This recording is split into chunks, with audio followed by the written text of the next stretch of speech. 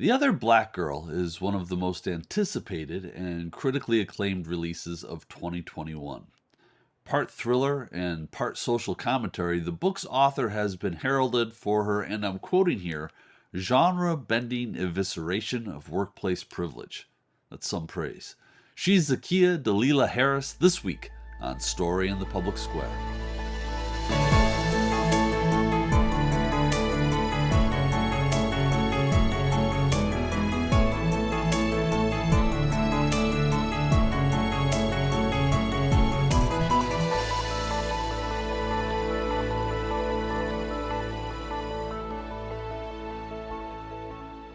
Hello, and welcome to Story in the Public Square, where storytelling meets public affairs.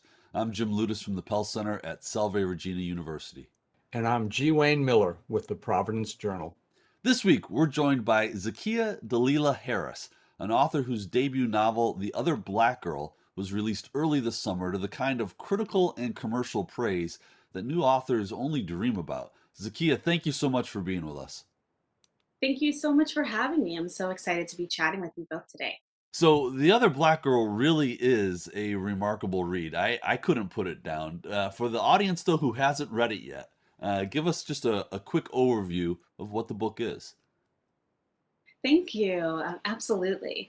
So, The Other Black Girl follows Nella Rogers, who is a young Black editorial assistant who has been the only Black person working at the prestigious publishing house, Wagner Books, for the last 2 years. So, she's been the only Black person there. She's been experiencing all the microaggressions, feels like she is the spokesperson for all the Black things in all of the world. And it's exhausting. So she's really excited when Hazel, another young Black woman, comes and starts working in the cubicle next to hers. Hazel is from Harlem. She is cool, she is hip, and Nella hopes that they will have some kind of friendship, a bond over being the only two Black women in the office. But very quickly, things start to get very weird, and Nella starts to wonder if Hazel is really all that she seems. And also, I should add, unfolding alongside Nella's story are the stories of three other Black women who are all also tied to the world of media, the world of publishing specifically. And they're all bound to this one chilling secret that has implications for all of them and also Black people all over the world. So, without giving away the plot and the ending, you say things start getting really weird. Can you just sort of Yes, summarize that in a way that doesn't, take away the great ending and the great plot of the book? absolutely. Yeah, so office politics start to get very personal, I will say, at Wagner Books. There are strange interactions. Nella's relationship with her white coworkers changes now that Hazel is here. And Nella also starts to get these very, very chilling notes that tell her, leave Wagner now. She just finds one of these notes while she's at her desk. And so there seem to be these other forces at work that are possibly suggesting that maybe being at Wagner Books is not all it's cracked up to be. So, the book has been described as a combination of many different genres, and you're hitting on one here. Dark comedy is one of the genres this has been compared to or described as. Talk about that element, and then we can get into maybe the horror and thriller parts too, because it's quite a mix. It's quite a combination that you've brought together seamlessly, I would add. So start with the dark comedy. Thank you. Yeah, I mean, dark comedy is a really big part of who I am. I can be very, I can be optimistic, but I'm also very cynical. I think that will come through as you read the book. Um, and yeah, I wanted to touch on just all of the ways that being at Wagner Books for Nella as the only one, it's a lot. It's heavy. In a lot of ways, Nella sees this underside, this underbelly of what corporate American culture looks like, the ways in which uh, publishers and people in publishing talk about books, and all of those conversations that Nella sees.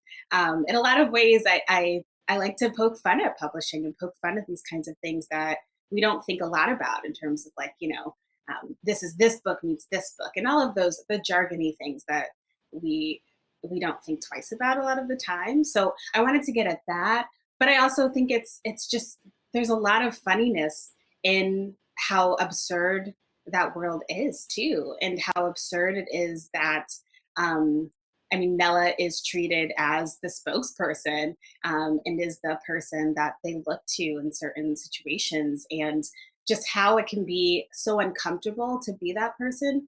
But also, I think there's a humor in it, and I think it's important to see the humor in the ways in which we treat each other, the ways in which we have our prejudices about one another, and it was important for me to show. You earned your insights about the world of publishing, though. Honestly, I mean, you worked in the world of publishing before publishing the book. Yes, yeah, and I mean that in a lot of ways, of course, informed my perspective on publishing. And I have to say, I am still. I feel like the publishing blood still runs through my veins. You can. I always joke. It's a very corny joke, but you can take the girl out of publishing, but you can't take the publishing out of the girl. And and it's kind of. I think in some ways it can be cult like too, because you are giving yourself to this whole this I don't know, higher power, this being of we're all working to publish this book. Uh, but what does that mean when not everyone is on board with the book? Or what does that mean when that book is at the expense, happening at the expense of representation of Black people, like we see with one particular author that Noah has to work with. So it was really fun to poke holes in this thing that for years I had really invested myself in, and that I respect in so many ways, but also there are so many flaws too. So you left that publishing house, and it was a division of Penguin Random, if I have that correctly. Hmm. You left to actually start writing this book. So I would describe that as as a leap of faith. I mean, you didn't have a contract at that time. You were working on the book, but you just flat out left. Talk about that. I mean, that's a pretty daring, adventuresome. Maybe that's not the right Courageous. word. Yeah, courageous. Yeah, it's exactly. That's a courageous thing to do. And talk about that, because I'm fascinated by somebody who would leave a decent job, quote unquote, and write a book.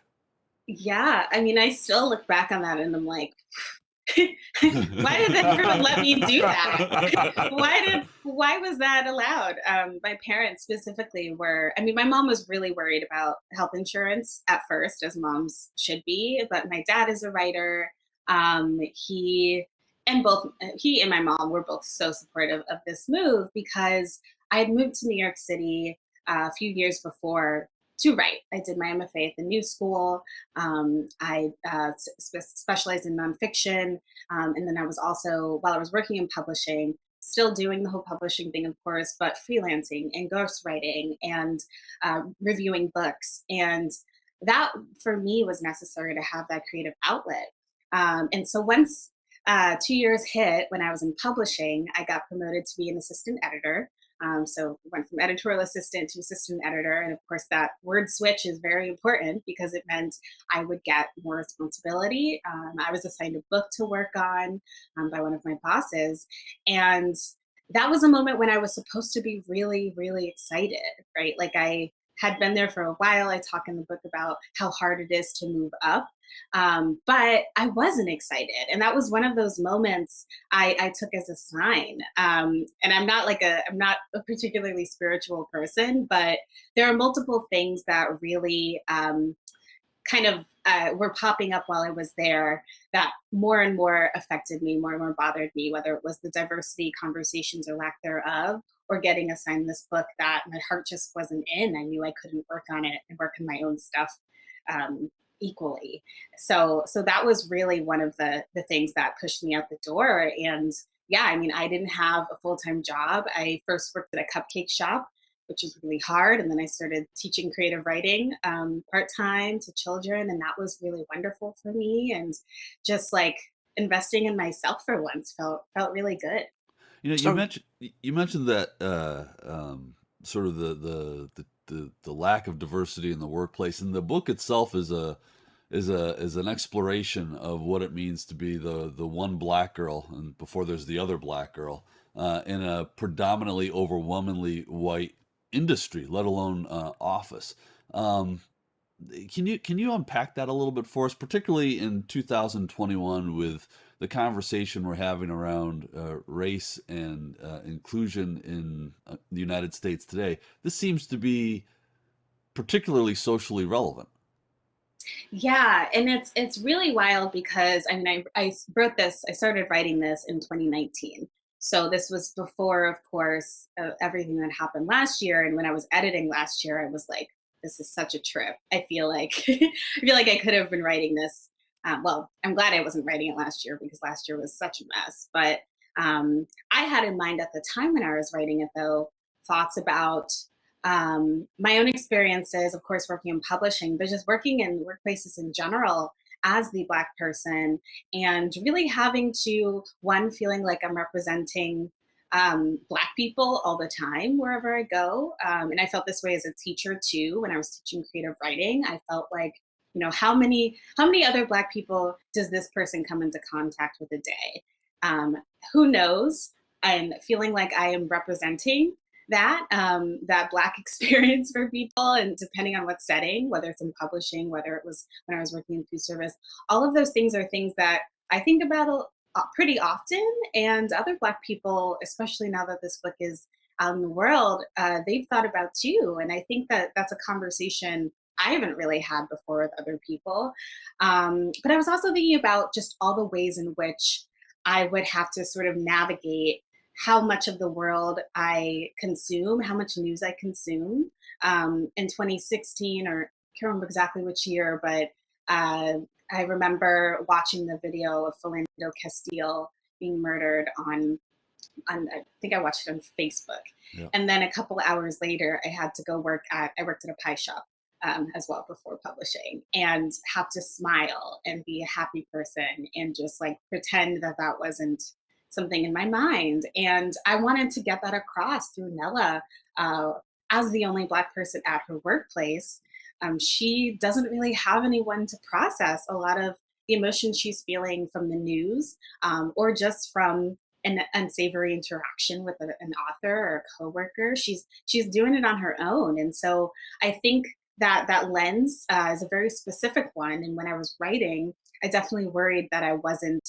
I wanted to make sure I was representing it as clearly as I could, but also know it's such a very specific experience, and a lot of it comes from, again, just my own kind of code switching, the thing I do very naturally, and moving through the world, and really just trying to fit into these spaces.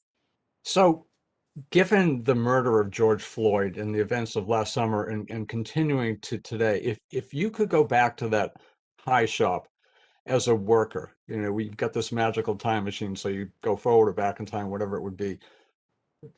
How would you act or react differently?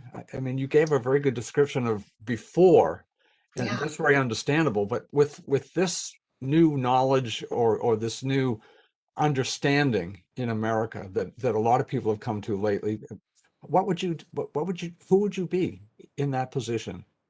That is such a good question. That's one I've never been asked, and I haven't really thought about it before. I'd like to think that um, I would have been a lot more vocal about my experiences. I mean, or about the way I was processing it. I mean, I did have a coworker when I was there who I was able to talk a little bit about it with. But I think in that case, I might have either tried to call out and just taken some time to be at home and process, rather than feeling like I had to go. But also just feeling like I can say it and talk about it, because I think you're right. I do think last year really opened up a lot of conversations about just all of the baggage that Black people are carrying, moving through this country, seeing Black people one person at a time being murdered, shot down, and nothing happening to the person who did it. That can really wear on you. And I think in that time, the conversation was different. And um, I might have felt, I was also younger. So that also plays a role in it too. But yeah, I think I would have spoken up about it. Maybe I would have brought it up with a few customers and been like, them asking, how are you doing? Well, not great. I probably would have told the truth a little bit. And yeah. Talk about your love of writing. You mentioned that your father was a writer before you worked at the publishing house that became the basis for the publishing house in The Other Black Girl. It sounds like you've been in love with writing or have written for a long, long time, going back to childhood, I'm guessing. But tell us that story, because we're always interested in the formation of a writer, particularly one as good as you. Oh, thank you. Yeah, I've loved writing since I remember learning to write. I had a Mickey Mouse diary as a first grader. Um, I love it. I like my grievances were like my sister, my older sister annoying me. Like that was my main thing to kvetch about. But in addition to that, yeah, I mean, I wrote stories on computer paper and I drew little illustrations to go with them. One was called Aren't You Tired Yet? It was about a girl who never wanted to go to sleep, like me at the time. You can tell I put myself in a lot of my writing. And so, yeah, I'd write these stories, in notebooks, superhero stories, scary stories. I was a big Goosebumps fan. It was one of my favorite series as a kid. So Yeah, it's a great series, of course. Yeah. so good, so good. Especially the Give Yourself Goosebumps, the Choose Your Own Adventure line. And so I love that. And I think that also influenced me too, in the sense of like feeling like I had control over where the story went, choosing that ending. So I loved writing as a kid. And then when I was a little older, I entered this writing contest American Girl magazine had, which sadly American Girl magazine is no longer in print, but it was just like uh, I think, and it was the same owner, I think, as the people who own the American Girl doll line. But this magazine was for kids, and it was about. It had recipes, it had stories, it had an advice column for young people, and they also had contests. And there was a one contest they had where there was a picture, an illustration, and they asked for readers to write a story accompanying it. And my dad says that I did this without telling him and I entered without telling him. I actually don't remember that part, but I guess I did. And it won and it was published in the magazine. And then I also have like these little books actually in the bookshelf behind me. And I was like 12. And for me, someone who wasn't, I mean, I was a little extroverted, but I really liked writing, really liked reading. And I wasn't that confident. And I think for me, that really skyrocketed my confidence in my writing as a young person. So I have to ask this. I have in a file cabinet here and elsewhere some of my early writings, and occasionally when I have nothing to do, which is only occasionally, I will go back and look at those. And some of my poet, it's so embarrassing, so horrible. Obviously, I never could have become a poet, but I learned something going back at that early writing. Have you kept your early writings, the Mickey Mouse scrapbook, the other things you're talking about, and do you ever look at them again? And what do you think when you do, if you do? Yeah, you know, I don't know where that Disney diary, that Mickey Mouse diary is. I'm actually very sad now that, that I don't know where it is. But yeah, I mean, I have that American Girl story, and I haven't read it actually in a little while, but I did reach out to them a couple months ago, just to be like, hey, like you were partly responsible for this book because I felt like they gave me that space to really I mean, just do a creative thing I'd never done before in that way. But yeah, I mean, I think the thing that I really am interested in when I do find the little bits of my writing are the kinds of characters I'm drawn to. I'm really into. I mean, just when I was younger, I was writing a lot about young people processing the world. I mean, that's very. I feel like that's like a very like ooh la la. That's not actually what I was thinking when I was writing it, but you know, people, these three ordinary girls who also happen to have superpowers. This guy who finds this boy who finds this weird thing in his closet, and it's moving, very much inspired by Goosebumps. All of those things were things that I was excited about writing, and I think. I mean, I also cringe at some parts of it, all the adjectives I would use. But it's also really humbling too. And yeah, it's like looking at an old yearbook of your own work. As Stephen King said, the road to hell is paved with adverbs. Yes. Zakiya, the one of the reviewers, Beth Ann Patrick in NPR, focused on she highlighted the aspects of the book that are an exploration of the choice between success and acceptance. Hmm. And I wonder if you could elaborate on that a little bit for us. Yeah, yeah. I really, when I was writing these characters, each of these characters, the four Black women in this book, are pieces of me in different ways. Nella is the one that's the most obviously connected to me, but Diana, Kendra Ray, Shawnee, all of them represent parts of me and also represent my own ideas that I've had about the ways in which we bring progress, whether or not we should just go through the motions, kind of say yes, be agreeable with the hopes that we can get to the top and then one day bring other people, other Black people to the top as well or into these spaces, which is one mind I had while I was working in publishing. I was like, this is really hard. The pay is really awful, and it feels like we're in 1950s Mad Men culture, but in a lot of ways, not always, but in a lot of ways. But Toni Morrison could do it. A lot of other Black people have done this. If I'm here, at least I can help other people come into these spaces. And if I'm not here, who else is going to do that? And that's something that, as a young person, when I was writing, going back to your other questions, all right, like when I was writing characters, my dad said the same thing in terms of writing Black characters. Like, if you don't do this, who else will? And it's kind of a sad way to look at it, but I also felt that responsibility. And it's one that I enjoyed, I like taking on, but also it's one that could be at times frustrating because it's also like, why me? And that's the other side of it, right? Of the characters in the book. Um, I won't give too much away, but that is that idea again of like, do I move up and keep going in the hopes that just saying yes and being agreeable will help? Or do I say what's on my mind, um, force everyone to take me as I am? Because if I don't put myself out there as I am, I'm just being someone I'm not. And that's something that I think goes all the way back in history throughout all of the different evolutions of Black thought. I still feel like it goes to the slave plantation of whether or not you are, an Uncle Tom, I think is the more extreme way of putting it, or if you are a radical, someone who is fighting against that. And yeah, I wanted to show just all of the ways in which we all, as Black people, Black women, we all have different opinions on that and different reasons for why we believe the things we do believe. You mentioned Toni Morrison, and I'm guessing that's an author that you much admire. Who are some of the others, and why? Who do you read? Who do you look to for, mentoring, as it were?